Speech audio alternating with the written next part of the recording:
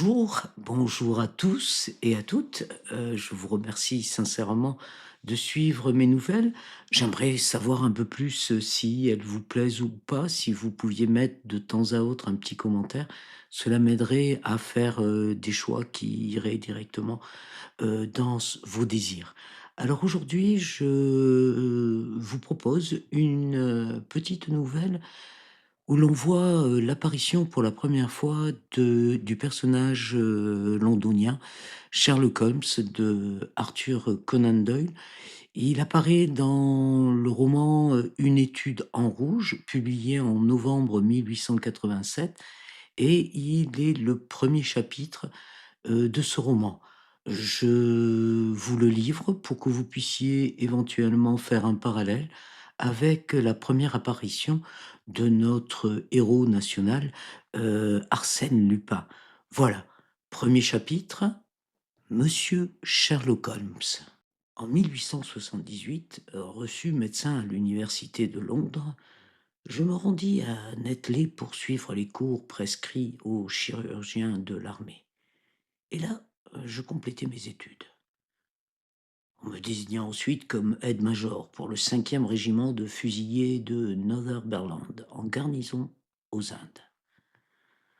Avant que j'eusse pu le rejoindre, la seconde guerre d'Afghanistan avait éclaté. En débarquant à Bombay, j'appris que mon corps d'armée s'était engagé dans les défilés. Il avait même poussé très en avant en territoire ennemi. À l'exemple de plusieurs autres officiers dans mon cas, je partis à sa poursuite aussitôt, et je parvins sans encombre à Kandahar, où il stationnait. J'entrai immédiatement en fonction. Si la campagne procura des décorations et de l'avancement à certains, à moi elle n'apporta que déboires et malheurs. On me détacha de ma brigade pour m'adjoindre au régiment de Berkshire. Ainsi je participai à la fatale bataille de Maywand. Une balle m'atteignit à l'épaule. Elle me fracassa l'os et frôla l'artère sous-clavière. Je n'échappai au sanguinaire Gazi que par le dévouement et le courage de mon ordonnance Murray. Il me jeta en travers d'un cheval de bas et put me ramener dans nos lignes. Épuisé par les souffrances et les privations, je fus dirigé avec un convoi de nombreux blessés sur l'hôpital de Peshawar. Bientôt, j'entrai en convalescence. Je me promenais déjà dans les salles et même j'allais me chauffer au soleil sous la véranda quand la fièvre entérique me terrassa. C'est le fléau de nos colonies indiennes. Des mois durant, on désespéra de moi. Enfin, je revins à la vie. Mais j'étais si faible, tellement amaigri qu'une commission médicale décida mon rapatriement immédiat. Je m'embarquai sur le transport Oronte et un mois plus tard, je posai le pied sur la jetée de Portsmouth. Ma santé était irrémédiablement perdue. Toutefois, un gouvernement paternel m'octroya 9 mois pour l'améliorer. Je n'avais en Angleterre ni parents, ni amis. J'étais aussi libre que l'air, autant du moins qu'on peut l'être, avec un revenu quotidien de 9 shillings et 6 pence. Naturellement, je me dirigeai vers Londres, ce grand cloaque où se déversent irrésistiblement tous les flâneurs et tous les paresseux de l'Empire. Pendant quelque temps, je menai dans un hôtel privé du Strand une existence sans but et sans confort. Je dépensais très libéralement. À la fin, ma situation pécuniaire m'alarma. Je me vis en face de l'alternative suivante. Ou me retenir quelque part à la campagne, ou changer du tout au tout mon train de vie. C'est à ce dernier parti que je m'arrêtai. Et pour commencer, je résolus de quitter l'hôtel pour m'établir dans un endroit moins fashionable et moins coûteux. Le jour où j'avais mûri cette grande décision, j'étais allé prendre un verre au Criterion Bar. Quelqu'un me toucha l'épaule. Ah, je reconnus l'ex-infirmier Stanford que j'avais eu sous mes ordres à Barts. Pour un homme réduit à la solitude, c'était vraiment une chose agréable que l'apparition d'un visage familier. Auparavant, Stanford n'avait jamais été un réel ami, mais ce jour-là, je l'accueillis avec chaleur et lui parallèlement parut enchanté de la rencontre. Dans l'exubérance de ma joie, je l'invitai à déjeuner au Holborn. Nous partîmes ensemble en fiacre. À quoi avez-vous donc passé le temps, Watson?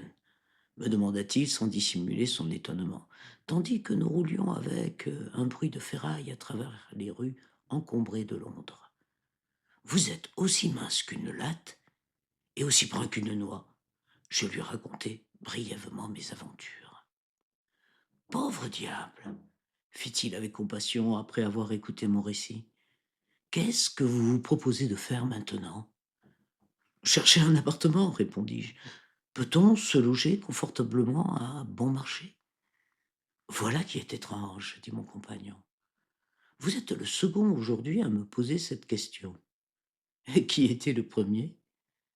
Un type qui travaille à l'hôpital, au laboratoire de chimie. Ce matin, il se plaignait de ne pas pouvoir trouver avec qui partager un bel appartement qu'il a déniché. Il est trop cher pour lui seul. Par Jupiter, m'écriai-je, s'il cherche un colocataire, je suis son homme. La solitude me pèse à la fin. Le jeune Stanford me regarda d'un air assez bizarre par-dessus son verre de vin. Si vous connaissiez Sherlock Holmes, dit-il, vous n'aimeriez peut-être pas l'avoir pour compagnon. Pourquoi? Vous avez quelque chose à dire contre lui? Oh non, non, seulement il a des idées spéciales. Il s'est entiché de certaines sciences. Autant que l'on puisse le juger, c'est un assez bon type. Il étudie la médecine, je suppose. Non, je n'ai aucune idée de ce qu'il fabrique. Je le crois ferré à glace sur le chapitre de l'anatomie, et c'est un chimiste de premier ordre. Mais je ne pense pas qu'il ait jamais réellement suivi des cours de médecine. Il a fait des études décousues et excentriques. En revanche, il a amassé un tas de connaissances rares qui étonneraient les professeurs. Qu'est-ce qui l'amène au laboratoire? Vous ne lui avez jamais posé la question? Non, il n'est pas facile de lui arracher une confidence, quoiqu'à ces heures, il soit assez expansif. J'aimerais faire sa connaissance, dis-je. Tant mieux s'il a des habitudes studieuses et tranquilles. Je pourrais partager avec lui l'appartement. Dans mon cas, le bruit et la surexcitation sont contre-indiqués. J'en ai eu ma bonne part en Afghanistan. Où pourrais-je trouver votre ami? Il est sûrement au laboratoire, répondit mon compagnon. Tantôt il fuit ce lieu pendant des semaines, tantôt il y travaille du matin au soir. Si vous voulez, nous irons le voir après déjeuner. Oh, volontiers, répondis-je. La conversation roula ensuite sur d'autres sujets. Du Holborn, nous nous rendîmes à l'hôpital. Chemin faisant, Stanford me fournit encore quelques renseignements. Si vous ne vous accordez pas avec lui, il ne faudra pas m'en vouloir, dit-il. Tout ce que je sais à son sujet, c'est ce que des rencontres fortuites au laboratoire ont pu m'apprendre. Mais puisque vous m'avez proposé l'arrangement, vous n'aurez pas à m'en tenir responsable. Si nous ne nous convenons pas, nous nous séparerons, voilà tout. Pour vouloir dégager comme ça votre responsabilité, Stanford, ajoutai-je en le regardant fixement, vous devez avoir une raison. Laquelle? L'humeur du type est-elle si terrible? Parlez franchement. Il n'est pas facile d'exprimer l'inexprimable, répondit-il en riant. Holmes est un peu trop scientifique pour moi. Cela frise l'insensibilité. Il administrerait à un ami une petite pincée de l'alcaloïde le plus récent, non pas bien entendu par malveillance, mais simplement par esprit scientifique, pour connaître exactement les effets du poison. Bon, soyons justes, il en absorberait lui-même toujours dans l'intérêt de la science. Voilà sa marotte, une science exacte, précise. Oh, il y en a de pire, non? Oui, mais la sienne lui fait parfois pousser des choses un peu loin.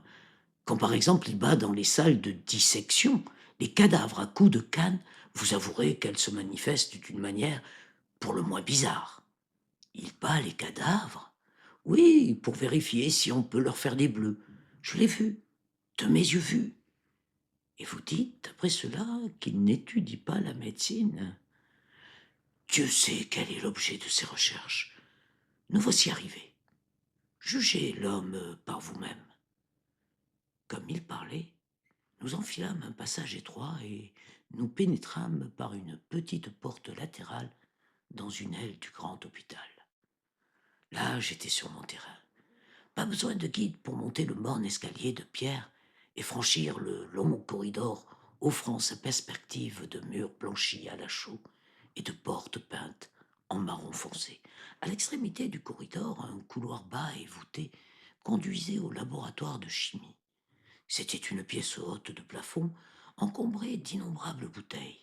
Ça et là se dressaient des tables larges et peu élevées, toutes hérissées de cornues, d'éprouvettes et de petites lampes Bunsen à flammes bleues vacillantes. La seule personne qui s'y trouvait, courbée sur une table éloignée, paraissait absorbée par son travail. En entendant le bruit de nos pas, l'homme jeta un regard autour de lui. Il se releva d'un bond en poussant une exclamation de joie. « Je l'ai trouvé! Je l'ai trouvé !» cria-t-il à mon compagnon en accourant, une éprouvette à la main.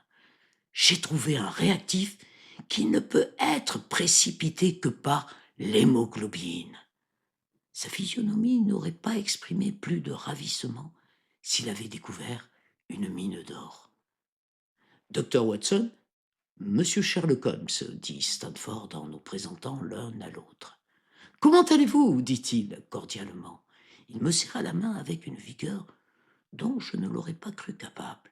« Vous avez été en Afghanistan, à ce que je vois. »« Comment diable le savez-vous » demandai-je avec étonnement. « Ah ça !» Il rit en lui-même. « La question du jour, reprit-il, c'est l'hémoglobine. Vous comprenez sans doute l'importance de ma découverte. » « Au point de vue chimique, oui, répondis-je. Mais au point de vue pratique, mes chers monsieur, c'est la découverte médico-légale la plus utile qu'on ait fait depuis des années. Ne voyez-vous pas qu'elle nous permettra de déceler infailliblement les taches de sang? Venez par ici. » Dans son ardeur, il me prit par la manche et m'entraîna vers la table de travail. « Prenons un peu de sang frais, dit-il. » Il planta dans son doigt un long poinçon et recueillit au moyen d'une pipette le sang de la piqûre. « Maintenant, j'ajoute une petite quantité de sang à 1 litre d'eau. Le mélange qui en résulte a, comme vous voyez, l'apparence de l'eau pure. La proportion du sang ne doit pas être de plus d'1 millionième. Je ne doute pas cependant d'obtenir la réaction caractéristique. » Tout en parlant, il jeta quelques cristaux blancs, puis il versa quelques gouttes d'un liquide incolore. Aussitôt, le composé prit une teinte d'acajou sombre. En même temps, une poussière brunâtre se déposa. « Ah ah !» s'exclama-t-il en battant des mains, heureux comme un enfant avec un nouveau jouet. « Que pensez-vous de cela ? » Cela me semble une expérience délicate, répondis-je. Magnifique, magnifique. L'ancienne expérience par le Gaiacol était grossière et peu sûre. De même, l'examen au microscope des globules du sang, il ne sert à rien si les taches de sang sont vieilles de quelques heures. Or, que le sang soit vieux ou non, mon procédé s'applique. Si on l'avait inventé plus tôt, des centaines d'hommes, actuellement en liberté de par le monde, auraient depuis longtemps subi le châtiment de leurs crimes. En effet, murmurai-je. Toutes les causes criminelles roulent là-dessus. Mettons que l'on soupçonne un homme d'un crime commis. Il y a plusieurs mois, on examine son linge et ses vêtements et on y décèle des taches brunâtres. Mais voilà, est-ce qu'il s'agit de sang, de boue, de rouille ou de fruits? Cette question a embarrassé plus d'un expert. Et pour cause, avec le procédé Sherlock Holmes, plus de problème. Au cours de cette tirade, ses yeux avaient jeté des étincelles. Il termina la main sur le cœur et s'inclina pour répondre aux applaudissements d'une foule imaginaire. « Mes félicitations » dis-je étonné de son enthousiasme. Prenez le procès de von Bischoff à Francfort. L'année dernière, reprit-il.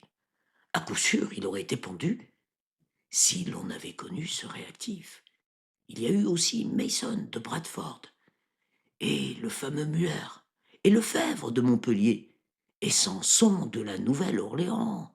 Je pourrais citer 20 cas où mon test aurait été probant. Vous êtes les annales ambulantes du crime, lança Stanford en éclatant de rire. Vous devriez fonder un journal, les nouvelles policières du passé.